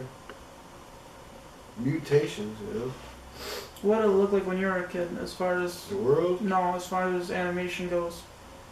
Well, I mean, you know what I mean? I grew up Because I know you grew up in the kind of the 70s, the or 80s. cartoons, the cartooning of the heavy metal. You remember that cartoon? Yeah, it's okay. Yeah, you know, I like the Pink Floyd cartoons. That's what I'm trying to say. That Yeah. kind of stuff. You grew up in that kind of era. Sort of. I was The into wall that, stuff. but it was a little bit too deep for me. It was more of an adult theme.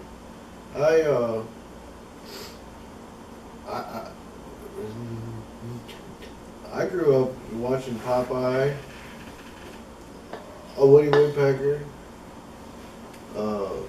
Scooby-Doo, Bugs Bunny, Looney Tunes, all that. There's a lot more. I liked the Sheriff Bing Bing Rabbit. You ever seen that? I don't know, probably. Yeah, it's pretty cool. Yeah. And but I noticed that the older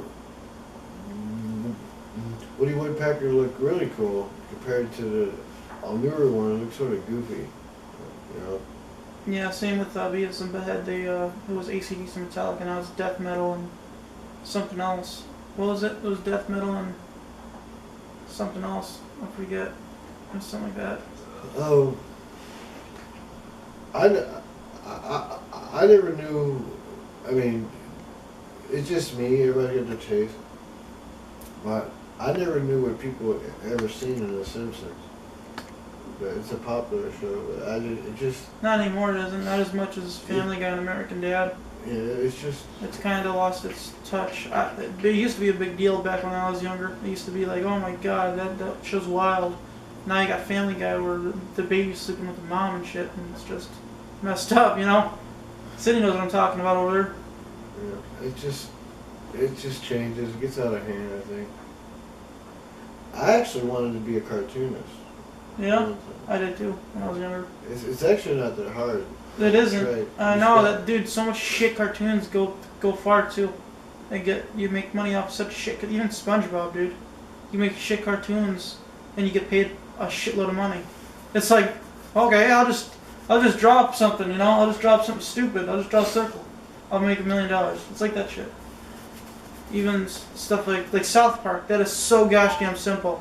That cartooning, the early South Park. It was the shit cartoon. And oh my god, it's like one of the richest.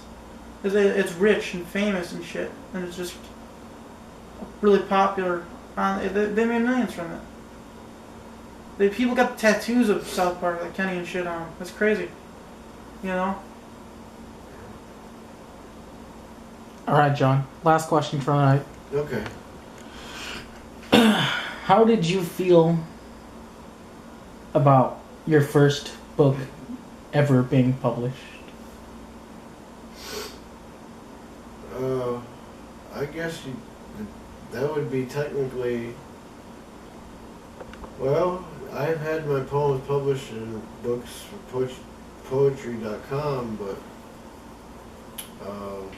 we was hoping it would be a great site, but it turned out to be a scam too, like originalpoetry.com. I felt excited that I won a poetry contest, and it was going to be in Volume 1, originalpoetry.com's Volume 1. I thought that was really cool, to be in a book with other poets. Then it got a little crazy. And then my other book is self-published, and it's pretty good stuff in there. I thought it was really cool. But with Poetry Trade America, it's a totally different ballgame. It's like actually really doing something that's never been done before. So, how I feel? I feel happy that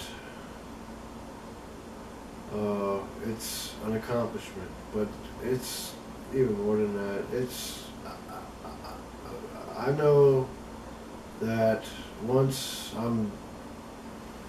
I pass this world on earth here, that I know that I did my best to give the next generation wisdom of all the bullshit that goes on in this world, and I align with Poetry Trade America. And it's a path that's been cut for the future and the people in the future. But they have to find it and they have to read it so they can get the full picture.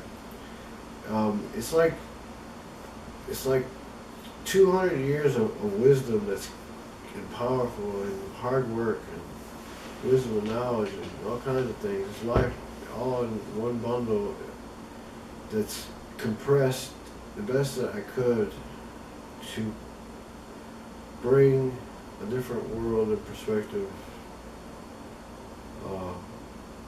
to anyone that reads it. And the book broke my spirit in many ways,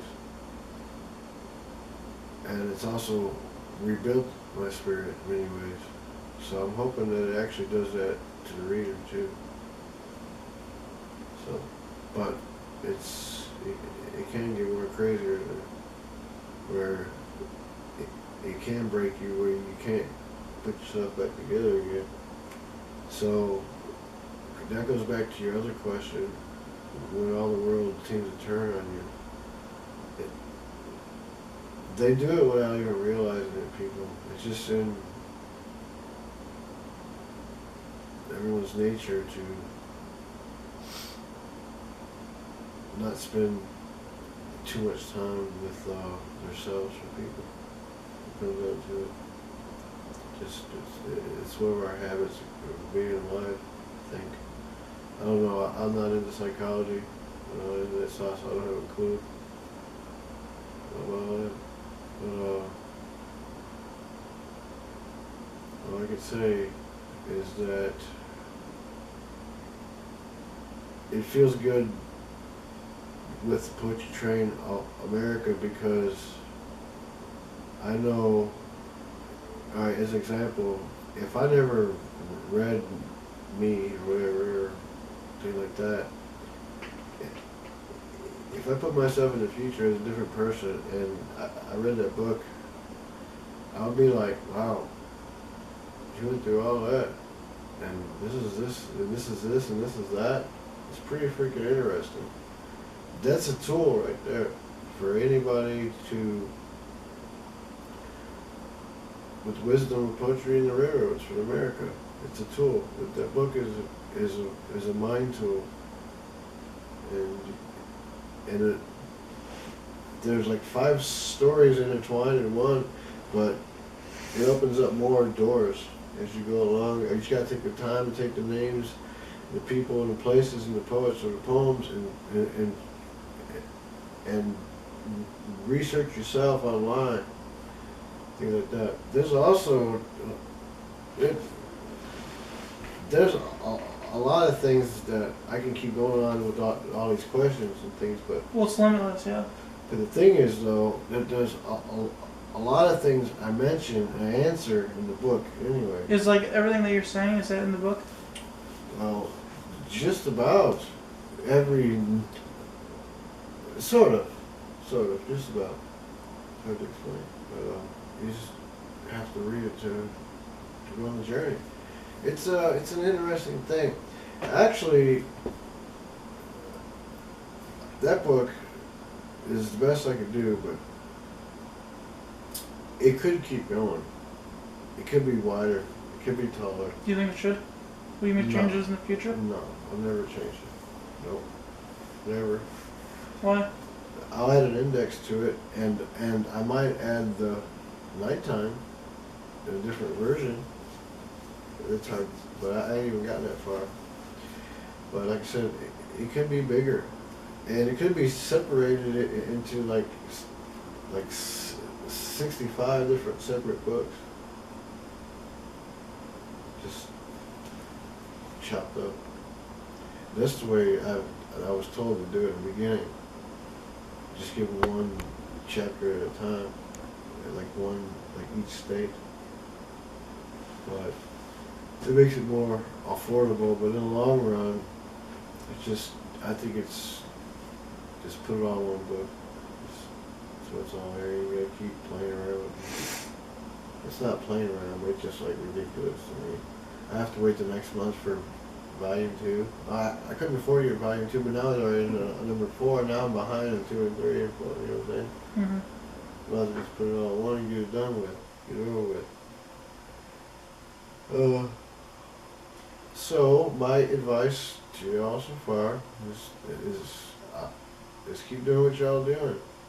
Just be positive and learn and expand, open your mind, and do what you feel is right and correct. Don't worry about what other people say. You don't want other people to be doing your documentary work. You guys want to do it yourself. So Yeah, it's gonna be just me and Sydney's thing. Right. But listen to people and their ideas. Don't get me wrong, listen to them, but you don't have to listen to them as the extent where they're the one that's making the documentary, not you. That's right. And that's the same with writing. Just write. Don't worry about other people saying or whatever. Just write. Because it doesn't, I mean, it matters because you want them to like your work. You want to be really good for they like it. Yeah. But this, you know, It's just, no, you don't know what to tell you, but the thing is though, just don't worry about all that.